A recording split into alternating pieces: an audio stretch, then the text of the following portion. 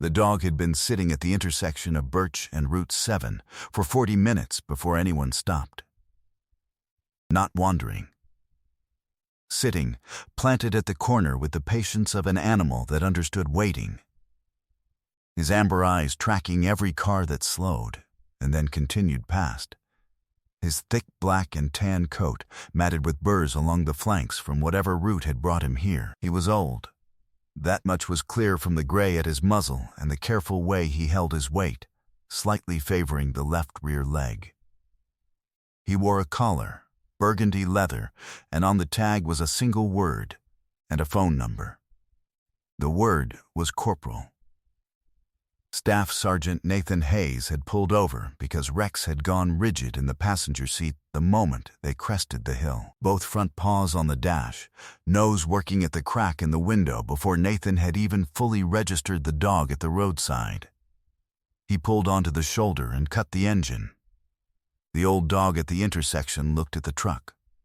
He did not move toward it. He simply watched, with the measured alertness of an animal that had been trained to assess before it acted, and had never stopped. Nathan did not know yet whose dog this was. He would. And when he did, he would understand that Rex had known before he did, because Rex always did. Before we continue, tell us where you're watching from in the comments below. If this story moves you, please subscribe and stay until the very end, because what was waiting behind the door of the house on Birch Street will stay with you long after this video ends. We read every single comment, and we want to know how far this story travels. Nathan Hayes was 37 years old and built with the particular efficiency of a man who had spent 15 years in conditions where waste, of motion, of time, of anything that couldn't justify itself, was a liability. He was 5'11" and compact through the shoulders and chest, with dark hair cut close and a jaw that was clean, shaved the way men shave, when it is a habit rather than a vanity. His hands were the most immediately noticeable thing about him, large and slightly calloused, with the knuckle of the right index finger carrying a small scar from a training accident in 2014 that he couldn't remember unless someone asked. His eyes were a deep, settled brown, the color of creek-bottom stone, and they operated with the unhurried steadiness of eyes that had learned to look at things fully before deciding what they were. Not suspicious, thorough, the way a man looks at the world when the world has taught him that the gap between what something appears to be and what it actually is can have consequences. He had served with the 1st Battalion, 8th Marines, 2 deployments to Helmand Province, the first in 2013 and the second in 2016, and a 3rd rotation to the Euphrates River Valley in Syria in 2018 that had lasted 7 months, and that he had ended with a Bronze Star and a separation from service that had taken another 8 months to complete through the medical evaluation process. Owing to the nerve damage in his right knee from a vehicle rollover in Helmand that had required 3 surgeries and still ached on cold mornings with a persistence he had accepted as the price of having been where he had been. He had been living in Grover's Mill, Vermont for 2 years now, a town of about 4,000 people tucked into the valley between 2 ridgelines in the Northeast Kingdom, where he ran part-time contracting work for a home restoration company and walked the county roads with Rex in the mornings, and had begun, slowly and without forcing it, to put down something that functioned like roots. He was not unhappy. He was careful about the difference between unhappy and unfinished.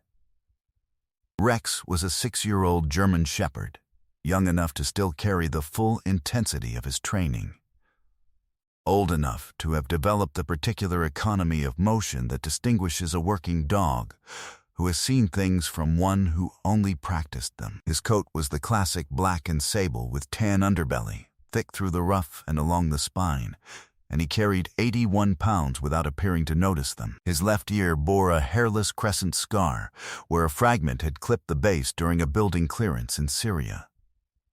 It had healed without affecting his hearing, and had left a pale mark through the fur that in certain light looked like a signature. He moved with a low, fluid purposefulness that people on the street sometimes stopped to watch without knowing why. The way people stop to watch anything that does what it was made to do with complete, unconscious mastery. Nathan had fought the military working dog adoption paperwork for 5 months. Rex had been in the house on Grover's Mill Road for 22 months. He was the first thing Nathan checked on in the morning, and the last thing he checked on at night. Not out of duty, but out of the same uncomplicated instinct that makes people check on the things they cannot afford to lose. Grover's Mill in October smelled of wood smoke and wet leaves, and the cold that comes off Vermont ridgelines in the second week of the month. Not yet the hard freeze of November, but an announcement of it. The kind of cold that sits in the air at 6 in the afternoon, like a reminder of what is coming. The maple along Birch Street had gone full amber, and the light through them at that hour gave everything a particular warmth that didn't match the temperature. A visual contradiction that Nathan had come to associate with this town, and with this season, and with the odd feeling of being in a place that was making room for him. He got the old dog into the truck without difficulty. The dog came willingly enough.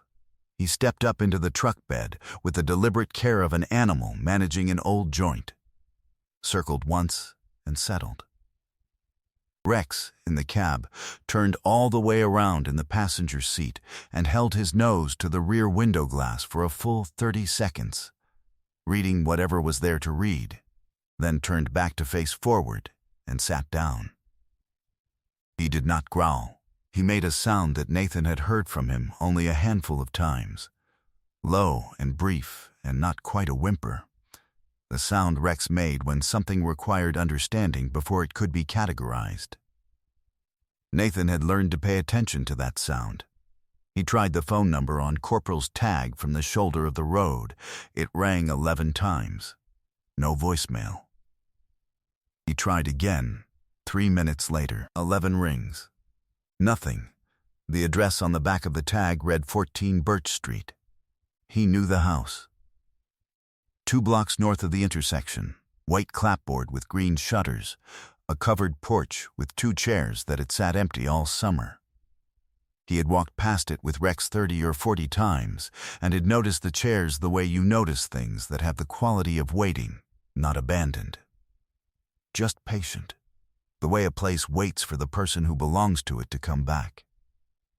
He drove the 2 blocks and pulled into the short gravel drive and got out and went to the door alone, because he wasn't certain yet what he was walking into, and certainty seemed worth the 30 seconds it took to knock and wait. The woman who opened the door was 90 years old, and the first thing Nathan registered, before her age, before her expression, before the context of any of it, was the uniform. Not that she was wearing one. What she wore was a house dress the color of pale gray and a cardigan with a small American flag pin at the lapel. What Nathan registered was framed on the wall of the hallway directly behind her, visible over her shoulder in the light from the interior, an army dress uniform. The tunic pressed and hung with the particular care that means someone has been maintaining it for decades.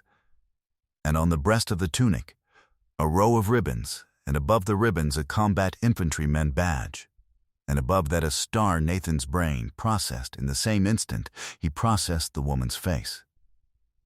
Silver Star. The uniform belonged to a soldier who had earned a Silver Star. The woman looked at Nathan. Then she looked past him at the truck in the drive. Then she put one hand on the doorframe and closed her eyes for a moment, and then opened them. "You found him," she said.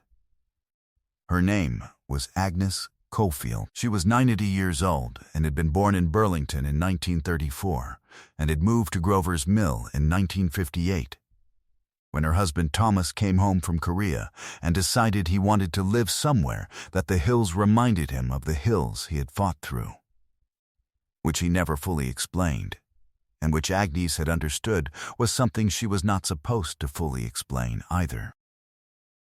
Thomas Cofield had been a staff sergeant in the 7th Infantry Division, 2 winters in the Chosin Reservoir sector, a silver star for actions during the breakout at Hagaru Ri that he had described to Agnes exactly once in 51 years of marriage, and then never again. He had died in 2009. The dog, Corporal, had been Thomas's last dog, a German Shepherd he had gotten at age 8, which made Corporal 11 years old, which explained the gray muzzle and the careful gait, and also, Nathan would later understand, the sitting at the intersection rather than wandering. Because an 11-year-old dog who has spent his life in a specific radius does not wander when he is lost.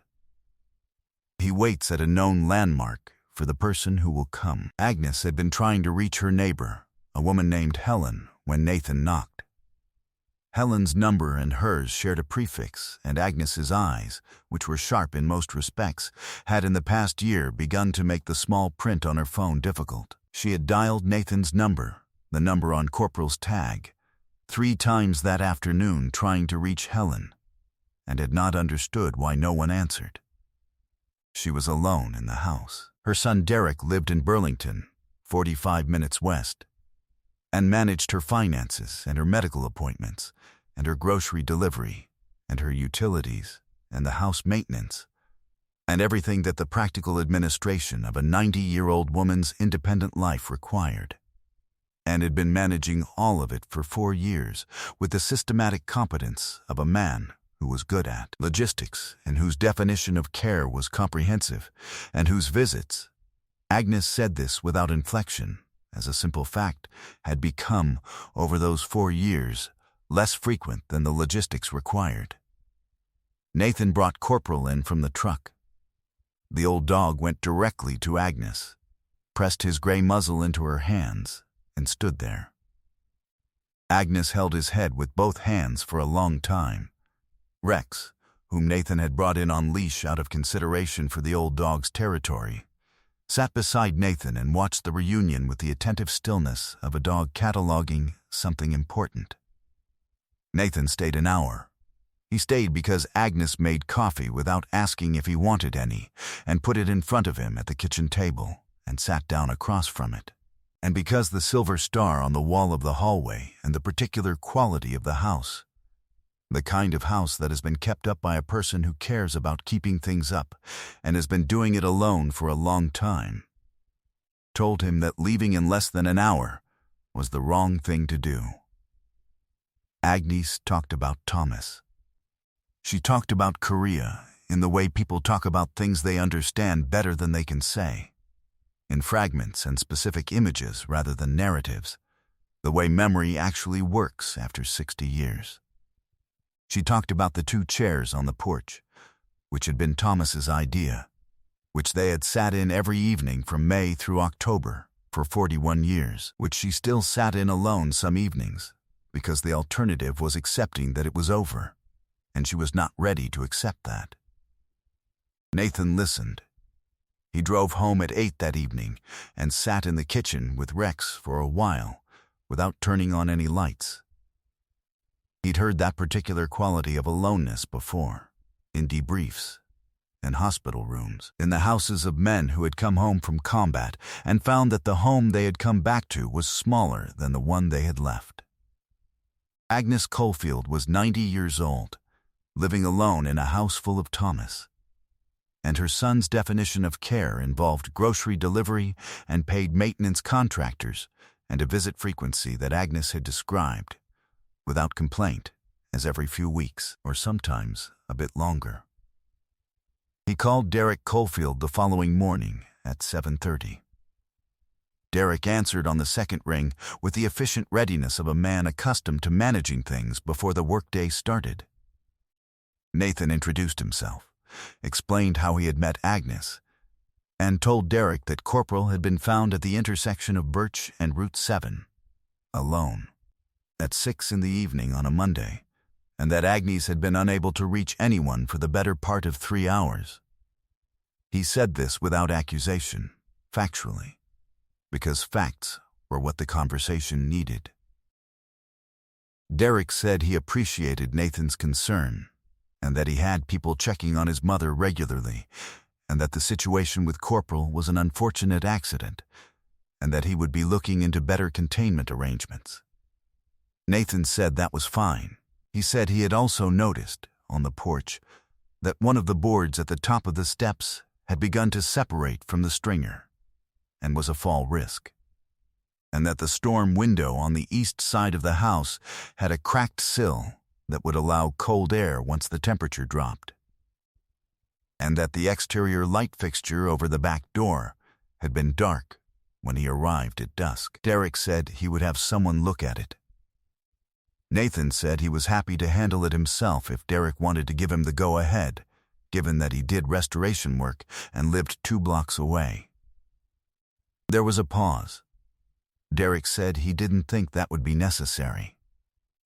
Something in the pause told Nathan what he needed to know. He had heard that particular pause before, not from men under fire, where the pauses meant something physical and immediate, but from men in administrative positions who had been asked to confirm something they had not intended to confirm, and whose hesitation contained the brief, involuntary calculation of someone deciding how much to reveal. He had the specific trained patience to wait out that kind of pause. He had also, in the 24 hours since Agnes's kitchen table, made some calls of his own.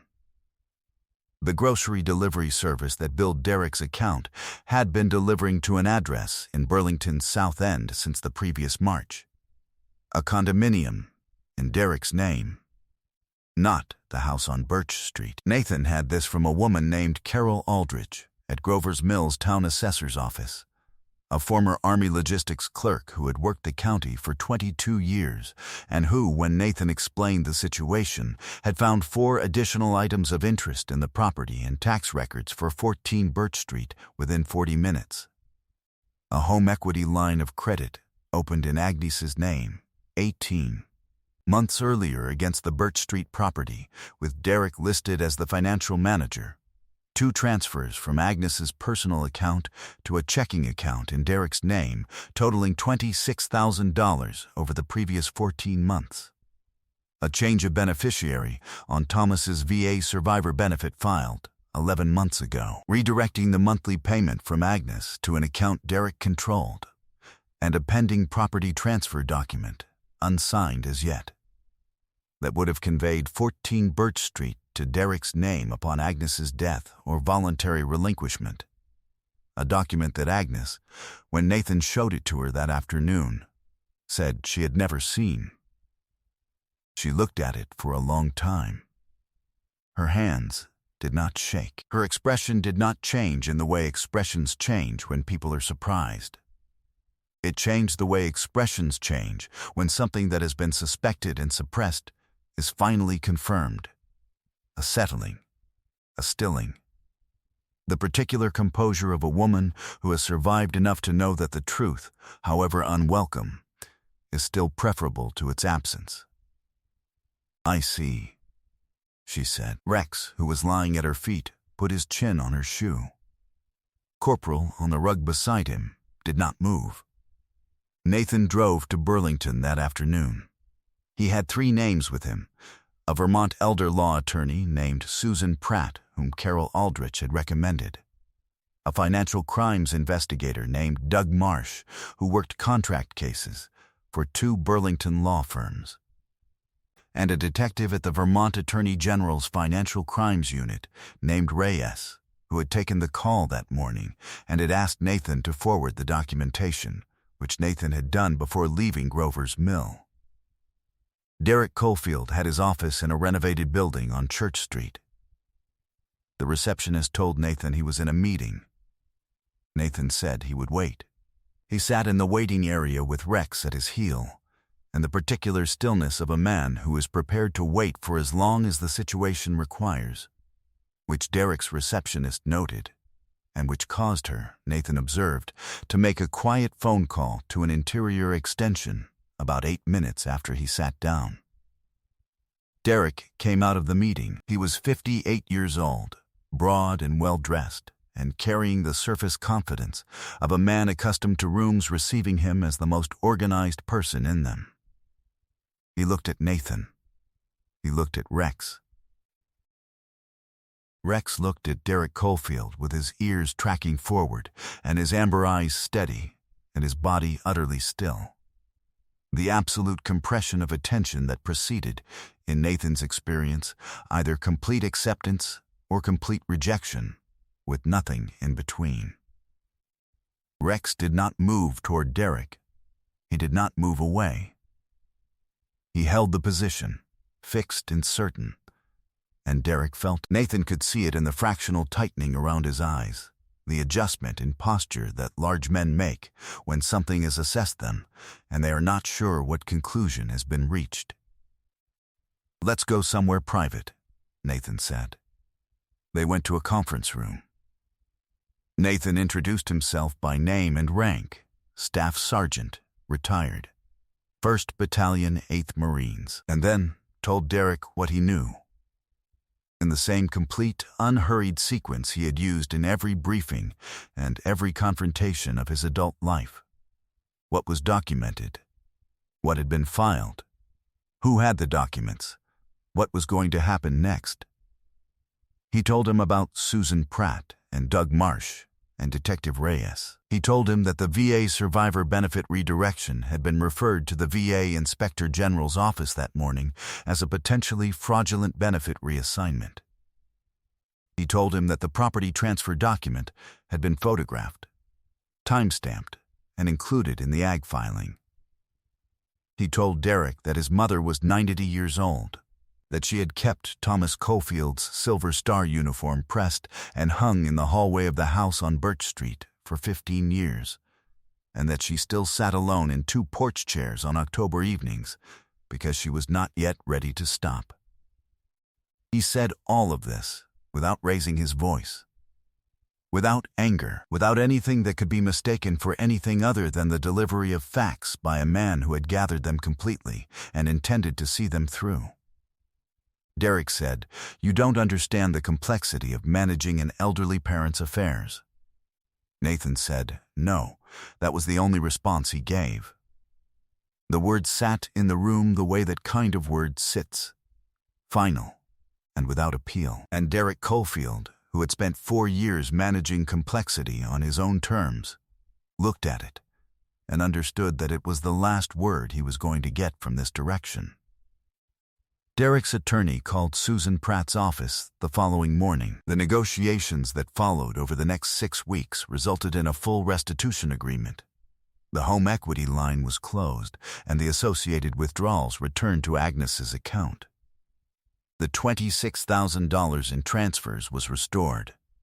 The VA Survivor Benefit Redirection was reversed, and the back payments made whole through the civil agreement, and the property transfer document was voided and withdrawn.